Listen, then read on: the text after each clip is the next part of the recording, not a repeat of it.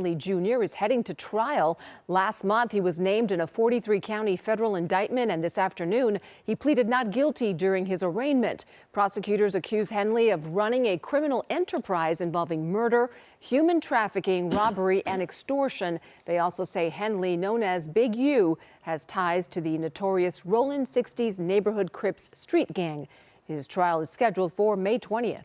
All right, so it looks like we've got some Big U updates and news today, right? Big U was indicted on a 43-count indictment that was filed last month in Los Angeles that charged him with a single count of conspiracy to violate the Racketeer Influenced and Corrupt Organizations Act, along with multiple counts of robbery, extortion, wire fraud, embezzlement, and a few other crimes. Now, Big U, after he was arrested, he was arraigned, and in that arraignment, he pled not guilty to his charges. We watched a news clip at the beginning of this video about that. And so Big U has pretty much been waiting on trial. And in the meantime, he has been getting ready to go in front of the judge and argue for why he thinks he should get bond. That hearing is supposed to take place today. In fact, by the time this video comes out, it may have already taken place. And if Big U is successful, then he could be released from detention on bond. However, prosecutors are expected to argue that Big U will present a threat to the community, the victims, and witnesses if he's allowed to go free. And so that brings us into what we got today. They actually filed a memorandum in support of detention. And so y'all know I have a copy of it right here. You can see that the hearing date is April 22nd at 9:30 in the morning. And they've got Big U listed here as the defendant, right? It says Eugene Henley Jr., which is Big U's real name, also known as Big U, also known as Unc, also known as Draws, also known as Hannibal, also known as Hannibal Muhammad, also known as Anybody Killer, also known as Dave Austin. God dang, bruh. Anybody Killer is crazy. Getting into the document, we got the introduction here. It says, for decades, defendant Eugene Henley Jr. has put on a public facade masquerading as a reformed gang member and legitimate businessman whose only ambition was to better his community, but defendant wasn't helping Crenshaw, he was helping himself. In the shadows, defendant was secretly operating as a kingpin of a criminal enterprise that has ruled Los Angeles through violence, fear, and intimidation. Now, he seeks pre-trial release under the guise of his reform persona, even though his criminal activities have included murder, extortion, robbery, wire fraud, bank fraud, and human trafficking. The court should see through Big U's farce and keep him in custody for the safety of the community. To avoid custody, defendant will no doubt continue his double dealing as he did to celebrities and donors that he duped into believing they were helping young, underprivileged athletes chase their dreams, when in reality, they were unwittingly lining Big U's pockets as he embezzled donation after donation. Even in his short time in custody, he is up to his old tricks, once again trying to use some of these same celebrities for his personal gain. He has even suggested that he can manipulate the president of the United States into intervening in the case and dropping the charges, even as he simultaneously derisively refers to the president as the Orange Man while in custody. And I think what they're talking about there is Big U had a phone call while he was in prison, and I guess on that phone call he was talking about he might be able to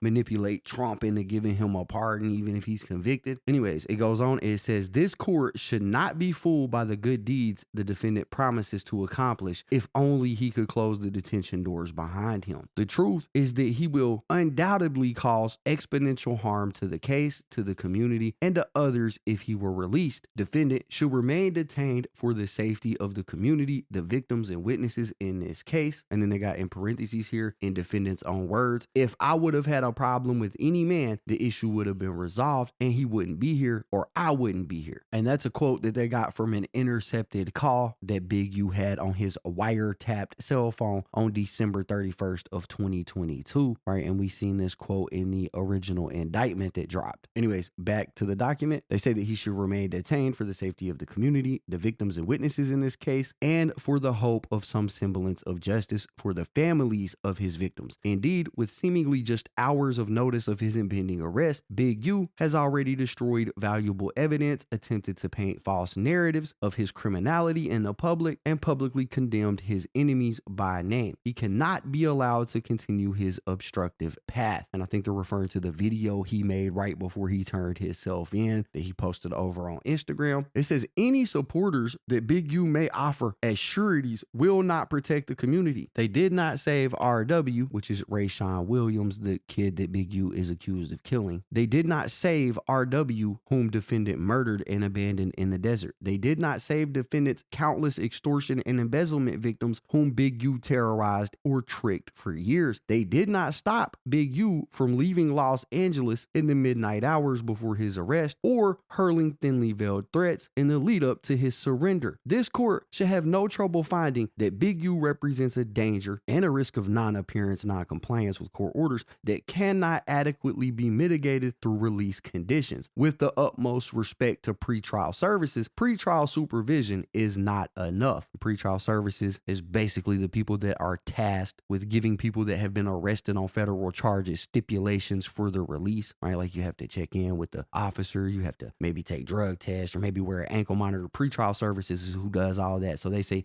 with respect to pretrial services, they cannot do enough to ensure that Big U isn't a danger or to ensure that he'll appear in court. It says for the sake of the community, Big U should remain in custody. Then it gets into the statement of facts, and then it's got bullet point A. It says defendant is a dedicated Rolling 60s member and leader of his own violent racketeering enterprise. It says Big U is an avowed and famed member of the Rolling 60s neighborhood Crips. As early as 1992, the Los Angeles Times described Big U as the leader of that gang, and little has changed as defendant has aged. As he states in many interviews when asked about any gang tattoos, he says, "It ain't on you, it's in you." And I can only think of one time that I remember hearing Big U say this, and it was during a DJ Vlad interview.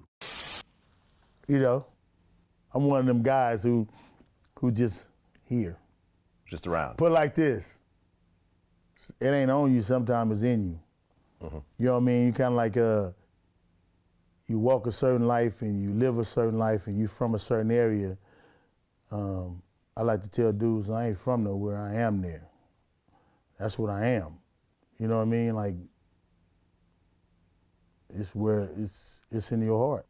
So it's got that in here. It says, indeed, Big U's gang ties run deep in his blood. Defendant has loudly recounted the terror he installs for years. In various interviews, Big U recounts selling narcotics, taking a percentage of all illegal activity in the neighborhood, leading the quote-unquote body snatchers, kidnapping crew, and eventually going to prison, where he claims he immediately paid off the guards and started to take a percentage of drug sales in the facility. Now, after an investigation spanning more than 4 years, defendant was charged with running the Big U enterprise from at least 2010 until his arrest, which often used the Rolling 60s as muscle in his criminal activities. Specifically, Big U, often assisted by Rolling 60s and other members and associates of the Big U enterprise, used intimidation, fear, violence, threats of violence, assault, extortion, and murder in the streets for power and profit. Through the media and his nonprofit Developing Options, Big U portrayed himself as a neighborhood savior in drawing in donations and government resources intended to benefit at-risk youth, but which he oftentimes used to fund his lifestyle instead. Despite his life of crime, Big U never wanted to return to jail, so he went to great lengths to avoid law enforcement detection, tamper with witnesses, and otherwise obstruct justice. Then it's got some recent examples of defendants' acts or threats of violence, and the first thing they got listed is the murder of Rayshawn Williams, right? I'm not going to go over this paragraph right here because it was all in my original video and the original indictment, but basically this kid was an artist of his. They had a little back and forth over whatever, I don't know what. I've heard different rumors, but they have a back and forth. Big U goes to Las Vegas, basically kills this kid and leaves him in the desert. That is the main point of the whole indictment. The second thing they got is robbery and extortion, and it says throughout the period of interception and before, defendant was captured on audio and video recordings extorting victim one, both through a co-defendant, Sylvester Robinson, and personally. In doing so, defendant and Robinson frequently threatened violence against victim one if he failed to pay their fees. Those threats were not empty when victim one started to ignore Big U's calls demanding extortion payment. Defendant sent multiple armed robbers to victim one's dispensary to rob him and then demanded $10,000 from the victim to prevent future robberies. And we did read about this in the main indictment as well, right? Victim one was going through it. It says in multiple intercepted calls, defendant and his co-conspirators discussed discussed even more robberies they were committing. Robinson also frequently told Victim 1 about Big U's violence, including that Big U was the only OG still actively committing murders. And that's all something that they call on wiretap. It says, in addition to the constant extortion of Victim 1, defendant extorted Victim 2 for $30,000 for a party thrown in Big U's honor in December of 2021. This is the guy that owned the club that Big U was throwing a birthday party at. When the victims requested to only pay $20,000, Big U responded with force, threatening,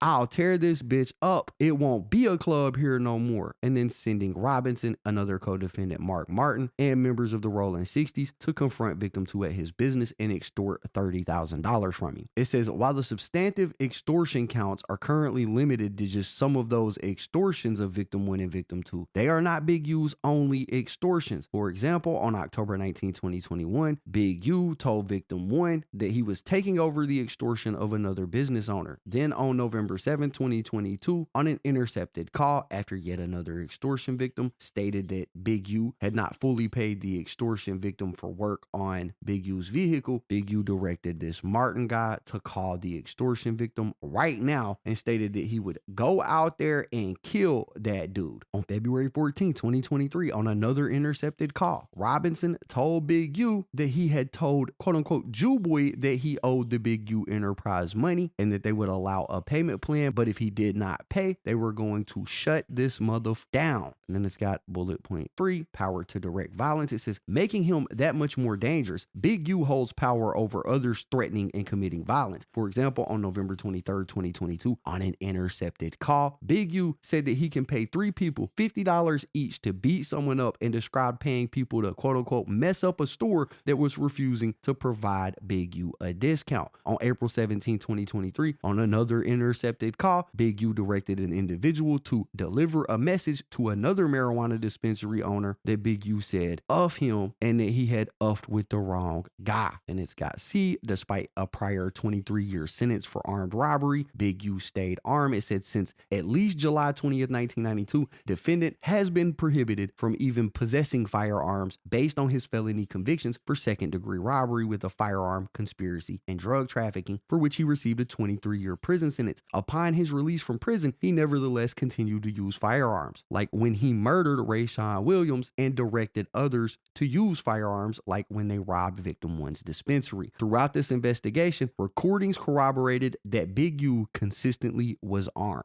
On October 22nd, 2022, Robinson told Victim 1 that Big U and Robinson would be attending an after party at a club that Victim 1 was promoting and that a pat down is out because Big U would be in attendance, implying that the defendant was armed. Pretty much saying when Big U shows up, he ain't getting patted down. On an intercepted call a month later, Big U told an incarcerated individual that anyone coming at him better come correct because Big U always had 2 blowers, which is firearms. On January 3rd, 2023, on an intercepted call, Big U described to an incarcerated individual that he was tooling up with firearms to travel to a Crips neighborhood because we are the most arrogant, bougie, self-righteous motherfuckers on planet Earth. On April 1st, 2023, on another intercepted call, Big U asked someone to grab Big U's blower, which he left on the ground in a blue sweatshirt in front of a tire. Then it's got D, defendant is not only a physical danger, but a financial danger too. It says Big U's crimes against victims are not confined to only violence. He spent decades creating a facade of a reformed gang member who seeks to build rather than destroy his community. So disguised, Big U used that persona primarily to take from the very community that he claims to help. Hundreds of thousands of dollars flowed from charitable donors and government programs to Big U's Developing Options bank account. Almost immediately, he siphoned off as much of the money into his own personal bank account as he could. Big U got richer and richer off of his fraud, like his extortions and robberies, owning multiple homes, driving a Mercedes, taking lavish trips, and shopping for luxuries like a $30,000 necklace. The money taken from donors and taxpayers' pockets will never find their intended benefactors, the at-risk youth and children of Crenshaw. That damage cannot be undone. But Big U's success in deceiving politicians, celebrities, and community activists, as well as the public at large, further militates against his release back into that community as he attempts to fund an expensive defense.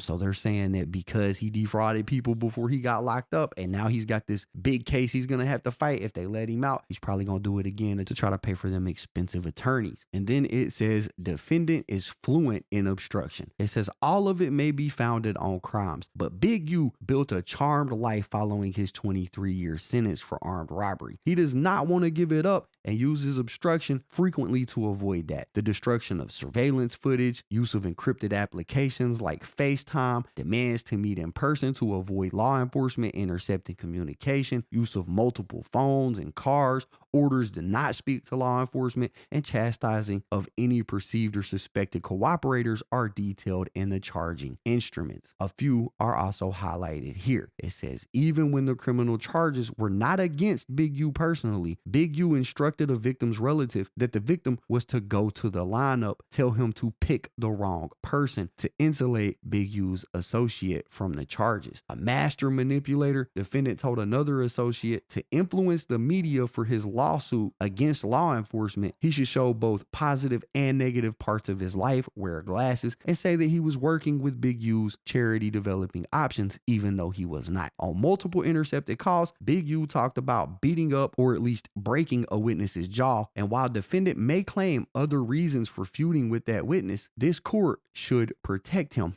I wonder if they're talking about WAC 100 here. If y'all remember, when I read the original indictment on this channel, Big U had threatened to break WAC 100's jaw like 20 separate times on intercepted phone calls. Right here, they're saying that he talked about beating up or at least breaking a witness's jaw. And while Big U may claim other reasons for feuding with that witness, this court should protect him. Remember, in the original indictment, they pretty much called WAC 100 Big U's blood counterpart. Interesting stuff. I wonder if this witness that they're talking about is WAC. But anyways, it says, after fleeing with his phones in the hours before his scheduled arrest in this case in an attempt to intimidate and dissuade anyone from cooperating with law enforcement or otherwise reporting information about Big U posted publicly on Instagram naming his co-defendants and known opponents, instructing the public not to associate with them and claiming that if they did, they were not black. In an attempt to poison the jury pool, defendant posted on Instagram claiming racial profiling and blaming his co-defendants and opponents for the charges that were filed against him in this federal criminal complaint. And then it's got this section, the legal standard. It says a defendant must be detained pending trial where no condition or combination of conditions will reasonably assure the appearance of the person as required and the safety of any other persons in the community. Detention is thus appropriate for Big U, who is either a danger to the community or a risk of non-appearance. And then they got some case law stated here, United States versus Matamidi, where it went over the Bail Reform Act, which mandates that an individual evaluation guided by the factors articulated in this law right here will determine if somebody will be released. And those are the nature and seriousness of the offense charged, including whether the offense is a crime of violence, the weight of the evidence against the defendant's character, physical and mental condition, family and community ties, past conducts, history relating to any drug or alcohol abuse, and their criminal history, and then the nature and seriousness of the danger to any person or the community that would be posed if somebody was to be released. And it says that Big U should remain detained because he is a risk of non-appearance and a danger to the community. It says the 43 federal charges against Big U, the damning evidence against him, his dangerous history and characteristics, and the risk to numerous specific individuals in the community at large if he were to be released all support his detention. And then it goes over those factors and how they pertain to Big U, which we pretty much covered by reading the indictment and reading this document. We can see how he fits in all four of those categories. It's even got some case law in here for how other criminals similar to Big U were handled in this situation. In this case, United States versus Tatora, who was a member of the mafia. They know that he had also made threats to kill, that he was a danger, that he had a total commitment to a life of crime. That defendant ended up having his bail denied. They got this other one, United States versus Cazares. I guess this guy was involved in a RICO indictment indictment, where he was also charged with extortion, wire fraud, witness tampering, and other crimes similar to Big U's. And in his case, he was detained with no bail based on his activities as well as the activities of those he supervised and controlled. And then they got a few more cases. And again, they're doing all of that to try their best to show that these people are just like Big U and these people weren't released on bond. And they do that to establish how the Bail Reform Act mandates that Big U remain in detention on those 4 points that we touched on a minute ago. And then right here in this part, there is a very interesting sentence. It says, moreover, as currently charged, defendant Big U faces a statutory maximum of well over 600 years, even discounting defendant's criminal history due to its age.